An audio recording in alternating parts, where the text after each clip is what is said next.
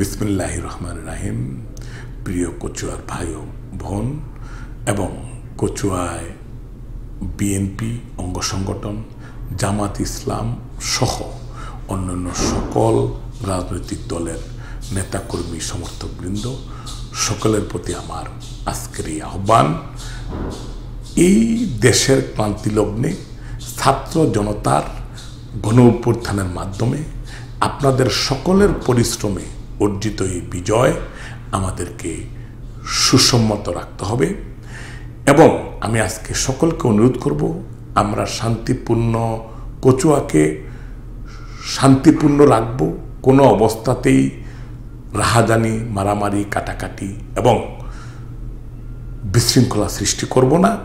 সকলকে আমি অনুরোধ করব, আইন শৃঙ্খলা রক্ষাকারী বাহিনী সহ কচুয়ায় সকল সরকারি বেসরকারি প্রতিষ্ঠান সহ সকল শান্তিপূর্ণভাবে সকলে আমরা সহ অবস্থানে বসবাস করব।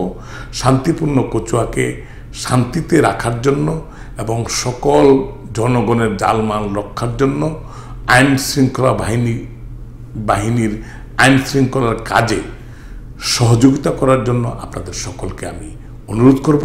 এবং আমরা আইন নিজের হাতে তুলে নেব না, আইনের গতিতে চলবে এবং আমরা সহাবস্থানে সকলে মিলে সংখ্যালঘু সংখ্যাগুরু সকলকে মিলে একসাথে কচুয়ায় সহাবস্থানে আমরা বসবাস করার জন্য আমি সকলকে আহ্বান জানিয়ে আমি আমার বক্তব্য শেষ করছি।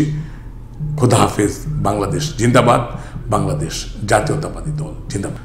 শহীদ জিয়া অমর হোক, বেগম খালেদা জিয়া জিন্দাবাদ, আমাদের তারুণ্যের অহংকার আমাদের নেতা তারেক রহমান জিন্দাবাদ। আসসালামু আলাইকুম।